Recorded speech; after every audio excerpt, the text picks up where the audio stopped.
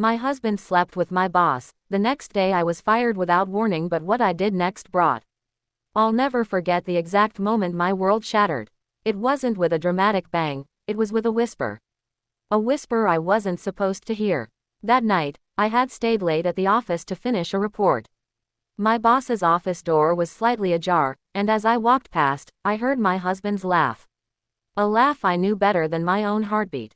Confused, I paused. That's when I heard it, my boss's voice, low and sultry, followed by the unmistakable sound of lips meeting lips. My heart slammed against my ribs as I pushed the door open just enough to see them, my husband and my boss tangled together. In that instant, the air left my lungs. The people I trusted most had conspired against me, not with words but with betrayal of the deepest kind. I wanted to scream, to confront them right there, but instead, I slipped away unnoticed.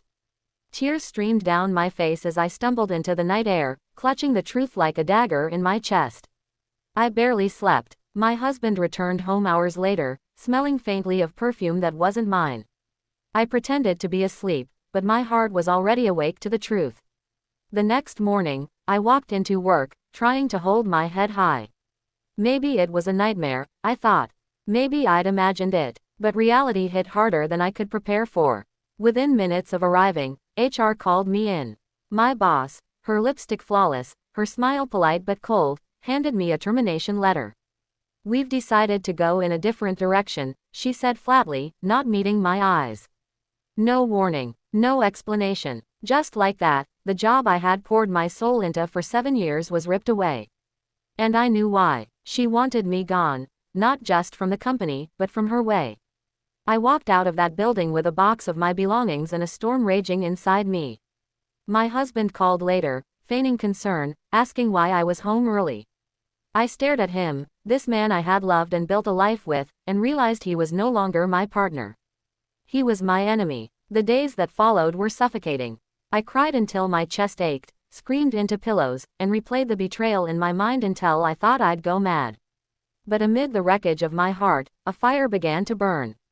I had been humiliated, discarded, and betrayed, but I would not stay broken. If they thought they could destroy me, they didn't know the strength I had left.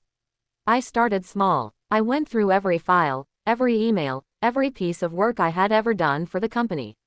Over the years, I had collected more than I realized, proof of my contributions, evidence of shady deals my boss had made, records of backroom agreements that would ruin her if exposed.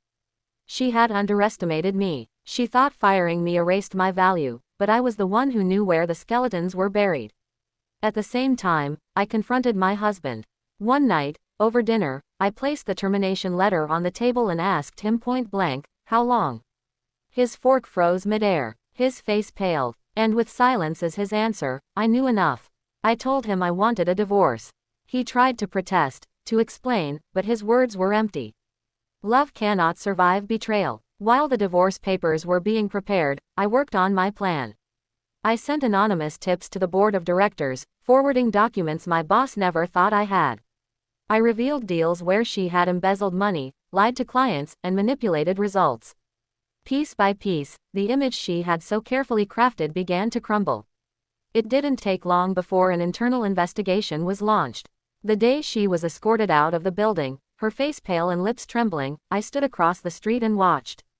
My chest filled not with glee, but with justice. She had taken my marriage, my job, and my peace of mind, but I had taken back my power. Life didn't magically fix itself overnight. The divorce was painful. Friends I thought I could count on disappeared. Financially, I had to start over from scratch. But in that process, I discovered something precious, my own resilience. I took a leap of faith and started my own consulting business. At first, it was terrifying. But with every client I gained, every milestone I hit, I realized I was capable of so much more than I had ever given myself credit for. Months later, I walked past my old office building. My ex-boss's name was scrubbed off the door, replaced by someone new. My ex-husband had moved out of state, chasing a shallow life that would never fulfill him. And me, I stood there taller than ever before, not as the woman who was betrayed, but as the woman who rose again. Sometimes, the greatest betrayals are blessings in disguise. My husband's affair and my boss's cruelty forced me to face the truth. I had built my identity around people who didn't value me. Losing them wasn't my downfall, it was my liberation. So, if you've ever been betrayed, discarded, or broken, remember this: your story doesn't end in the pain. It begins there. Because the moment you decide to rise, no one, not a cheating spouse, not a cruel boss, can stop the fire inside you.